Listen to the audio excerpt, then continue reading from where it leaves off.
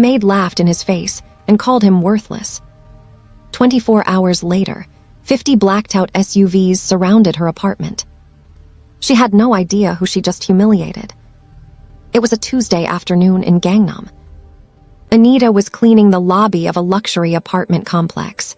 Marble floors, crystal chandeliers, the kind of place where even the air smells expensive. She was 21, beautiful, and exhausted from working 14-hour shifts just to survive in Seoul. That's when Jin walked in. 28 years old, faded hoodie, scuffed sneakers. He looked like any broke university student stumbling home at 2 a.m. Anita glanced up and immediately dismissed him. Jin approached the front desk.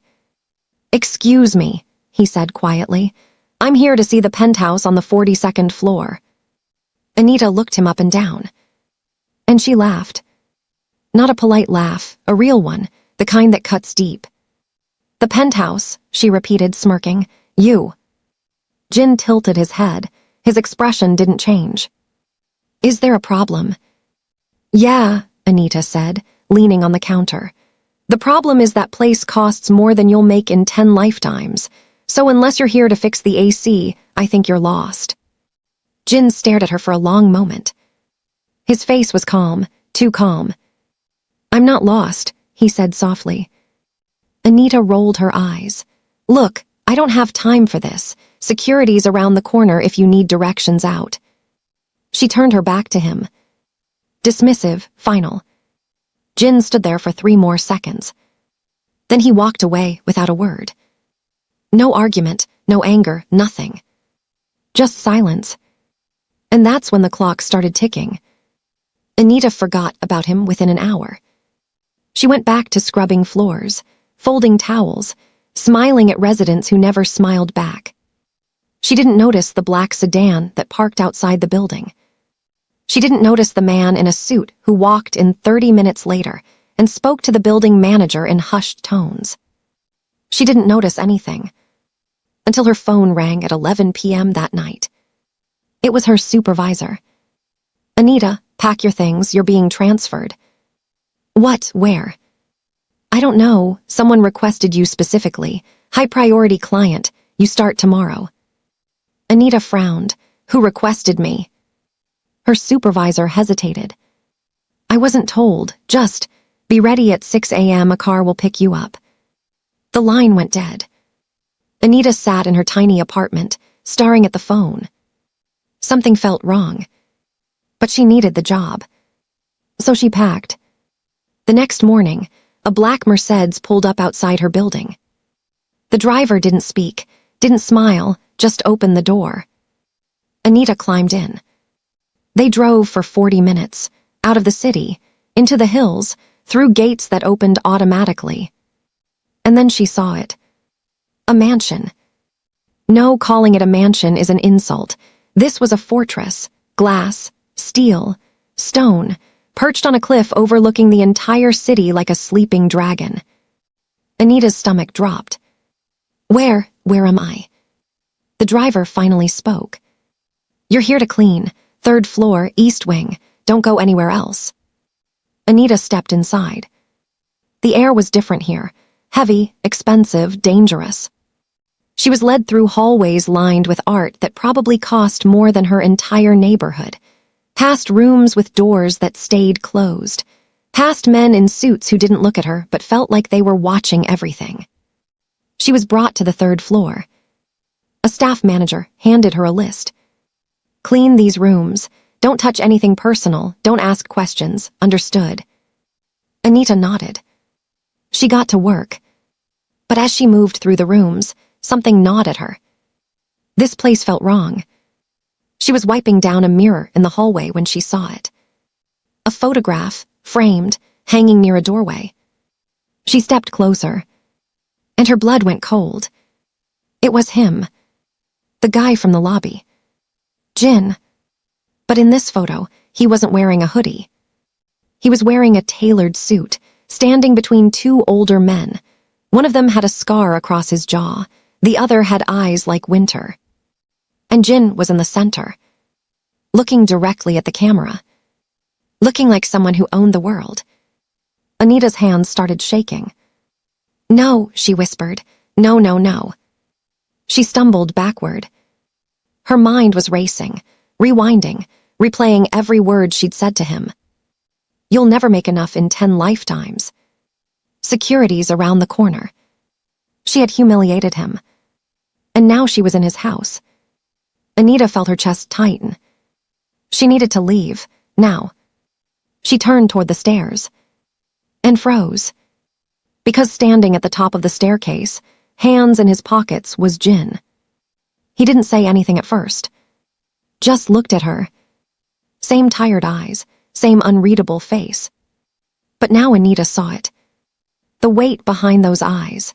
The kind of weight that comes from making decisions most people couldn't stomach. "You're Anita," he said quietly. It wasn't a question. She nodded.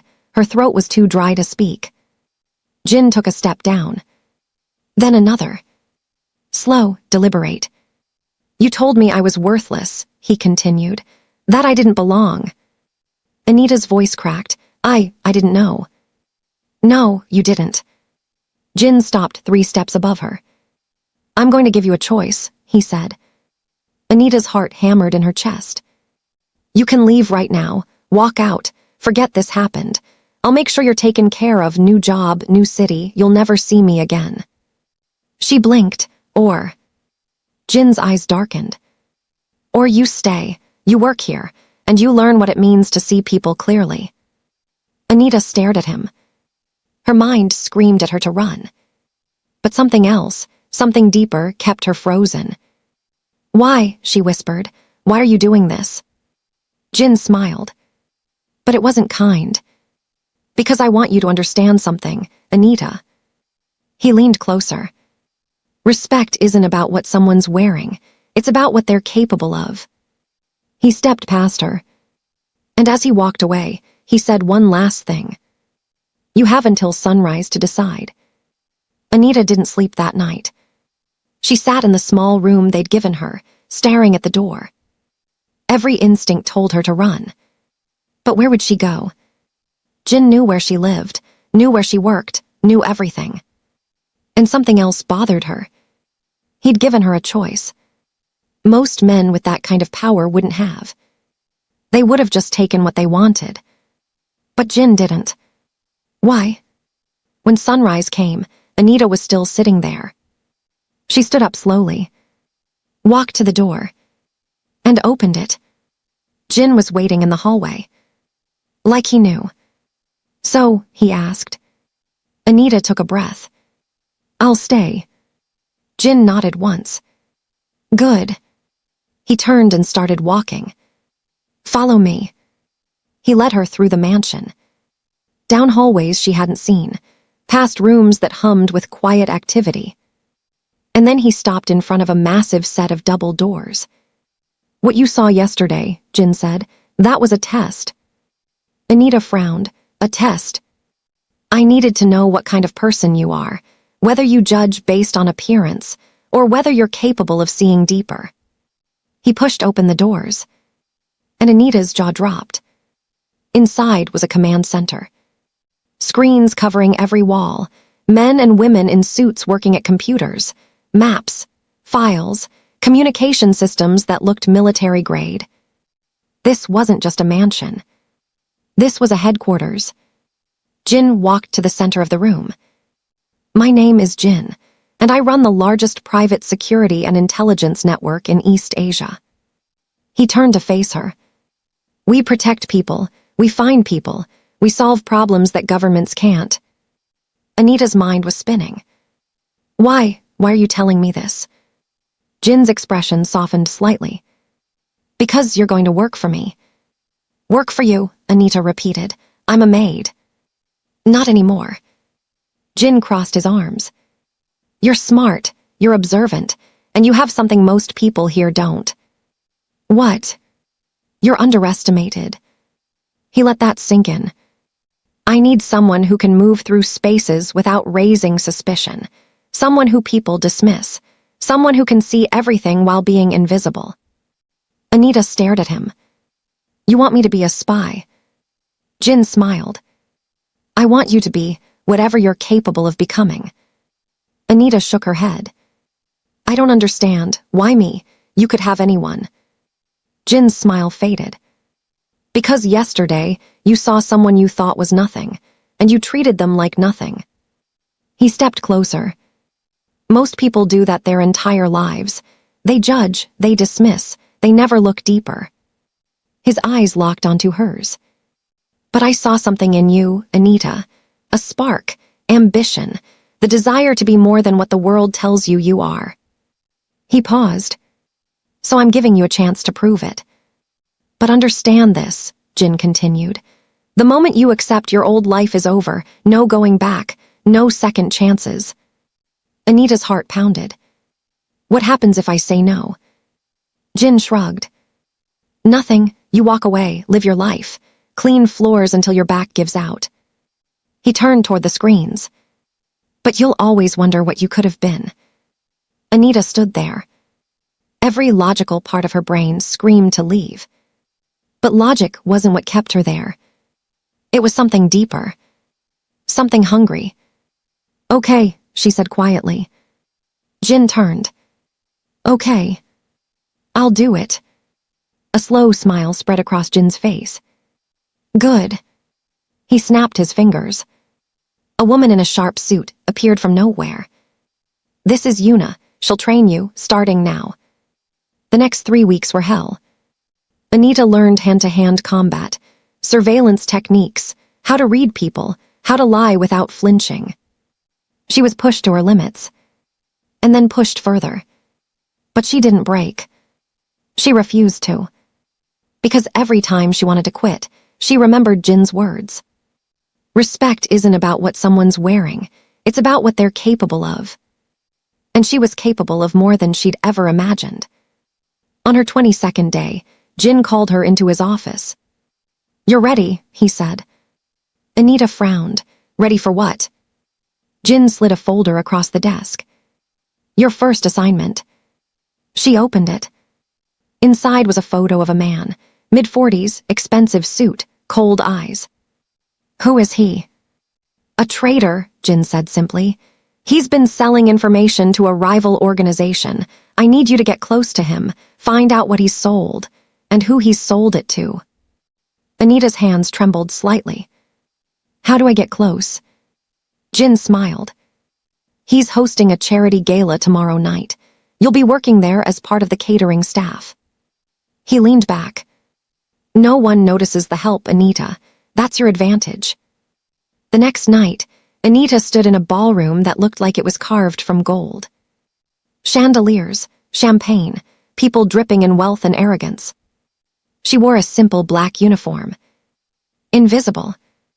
Exactly as planned. She moved through the crowd, serving drinks, listening to conversations. And then she saw him. The target.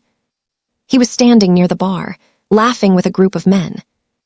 Anita took a breath and walked over. She handed him a glass of champagne.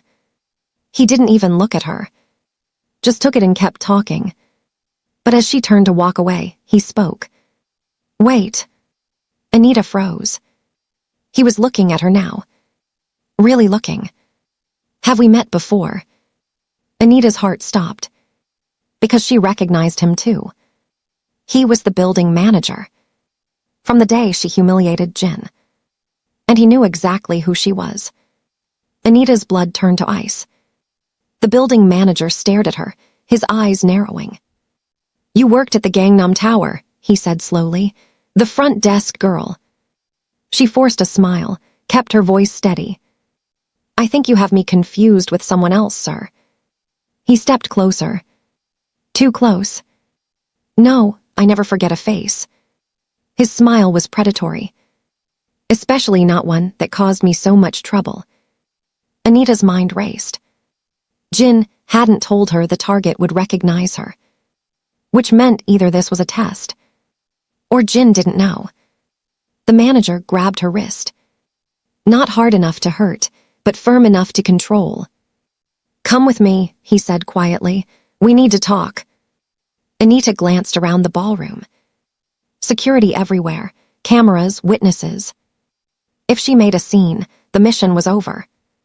If she went with him, she might not come back. She had 3 seconds to decide. "Of course," she said sweetly. "Lead the way." The manager's smile widened. He thought he'd won. He had no idea what she was trained to do. He led her down a corridor away from the gala. The music faded behind them, replaced by the echo of their footsteps on marble. "You know," the manager said casually, "after that incident with the young man, I did some digging." Anita's pulse quickened. And I found out something very interesting." He stopped in front of a private office. "Open the door. That broke kid you insulted, he owns half of Seoul." He shoved her inside. "And now you're here, at my event, pretending to be staff." He closed the door behind them. "So tell me, Anita, who sent you?" Anita backed up slowly. Her training kicked in. Assess the room, find exits, identify weapons. "I don't know what you're talking about," she said. The manager laughed. "Please, don't insult my intelligence." He moved to his desk, pressed a button. The door locked with a heavy click. "Jin sent you, didn't he?" Anita's face remained neutral. But inside, alarms were screaming. "I work for a catering company," she said firmly. "That's it." The manager pulled out his phone. "Then you won't mind if I make a call. Verify your employment." He dialed. Anita had maybe 60 seconds before her cover was blown. She didn't think. She acted. In 2 steps she crossed the room, grabbed the vintage lamp from his desk, and smashed it against the side of his head. The manager crumpled, phone clattering to the floor. Anita stood over him, breathing hard. Her hands were shaking. She just assaulted a powerful man. At a gala full of witnesses. In a locked room. "Okay," she whispered to herself. "Okay, think." She dropped to her knees. Started going through his pockets. Phone, wallet, keys. And then she found it. A small USB drive. Hidden in the inner pocket of his jacket. This had to be it. The information Jin needed. Anita pocketed the drive. But as she stood up, she heard voices outside the door. "Security. Mr. Park, is everything all right in there?" Anita's eyes went wide. She was trapped. She looked around frantically. The office was on the 3rd floor. One door, locked from the inside. And one window. Without hesitating, she ran to it. Unlocked it, pushed it open. Cold night air rushed in. She looked down. 3 stories, a garden below, hedges. Mr. Park were coming in. The door handle rattled. Anita climbed onto the windowsill. And jumped. For a moment, there was only wind. Then she hit the hedge. Branches tore at her clothes, scratched her face. But the hedge broke her fall. She rolled onto the grass, gasping. Everything hurt. But nothing was broken. Above her, she heard shouting. Flashlights swept the garden. Anita forced herself to stand. And ran. She sprinted through the garden. Past fountains, past statues. Her server uniform was torn and dirty. Blood dripped from cuts on her arms. But she didn't stop. She reached the service entrance. Slipped through the gate just as security flooded the garden behind her. She kept running. Down the street, into an alley. Finally, she collapsed against a wall. Pulled out her phone. And called Jin. He answered on the first ring. "Did you get it?" Anita was still catching her breath. "Yeah, I got it." "Where are you?" 3 blocks east of the venue, in an alley. There was a pause. "Stay there, don't move." Jin, he recognized me. The manager, he knew. "I know." Anita froze. You knew." Jin's voice was cold. 5 minutes, don't move." He hung up. Anita stared at her phone. He knew.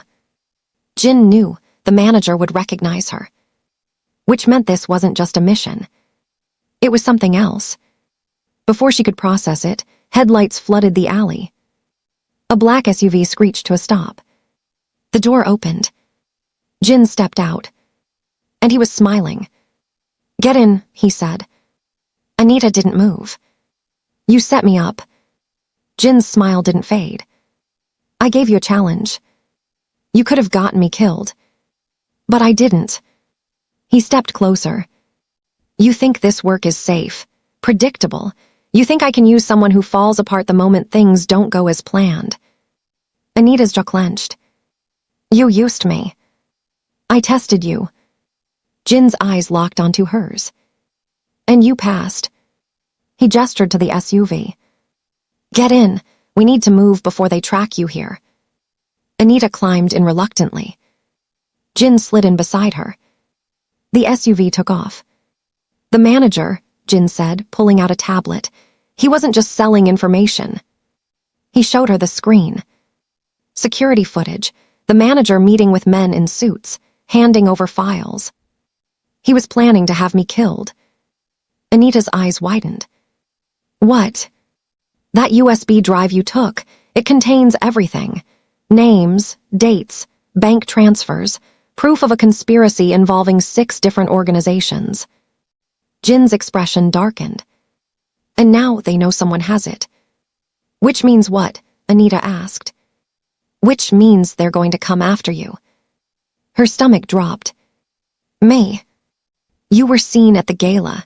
Your face is on their cameras. By tomorrow morning, every criminal organization in Seoul will have your photo." Jin leaned back. "Congratulations, Anita. You're officially a target." She stared at him in disbelief. "And you're okay with this?" "I'm prepared for this." He pulled out his phone. "Made a call." "Send them." 20 minutes later, they pulled up to Anita's apartment building. She looked out the window, and her jaw dropped. 50 black SUVs lined the street. Every single one identical. Engines running, windows tinted. Like a military convoy in the middle of Seoul. What is this?" Anita whispered. Jin stepped out of the vehicle. "Insurance." Men in suits emerged from every vehicle. Silent, disciplined, armed. They formed a perimeter around the entire block. Jin stood in the center of the street. Hands in his pockets. "Calm. This is a message," he said to Anita, "to everyone watching." He gestured to the building. "You're under my protection now. Anyone who touches you answers to me." Anita looked around at the display of power. It was terrifying. And impressive. "Why are you doing this?" she asked quietly. Jin turned to face her. "Because you're valuable." He stepped closer. Close enough that she could see something different in his eyes. Something almost human. "That day in the lobby," he said softly, "you weren't wrong to judge me." Anita blinked. "What?" "I was testing the world, seeing who would see past the surface, who had the instinct to recognize power even when it's hidden." He smiled slightly. "Most people failed, but you." He paused. "You saw exactly what I wanted you to see. Nothing." "The most dangerous people in this world," Jin continued, "are the ones you underestimate." He gestured to himself. "I built an empire by being underestimated, by moving through spaces where no one expected me to be." He looked at Anita. "You have that same gift. You're young, beautiful. People dismiss you as just another server, just another maid." His expression hardened. "But I see what you could become." Anita felt something shift inside her. "And what's that?" Jin's smile returned. "Unstoppable." One of Jin's men approached. Handed him a phone. Jin listened for a moment. His expression went cold. "Understood." He hung up. Looked at Anita. The manager woke up. "He's talking." "Talking to who?" "Everyone." Jin's jaw tightened. "He's putting a bounty on your head. $2 million. Anita's world tilted. 2 million. By morning, every mercenary, hitman, and desperate criminal in the country will be looking for you. Jin crossed his arms. So here's your choice, again. I thought I already chose. That was before you understood the cost. He gestured to the SUVs, the armed men, the fortress of protection surrounding her. You can walk away right now. I'll get you out of the country. New identity, new life, you'll be safe.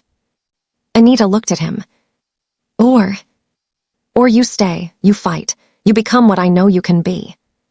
His eyes never left hers. But if you stay, there's no going back, ever. Anita looked at the 50 cars. The armed guards. The streets that used to be her home.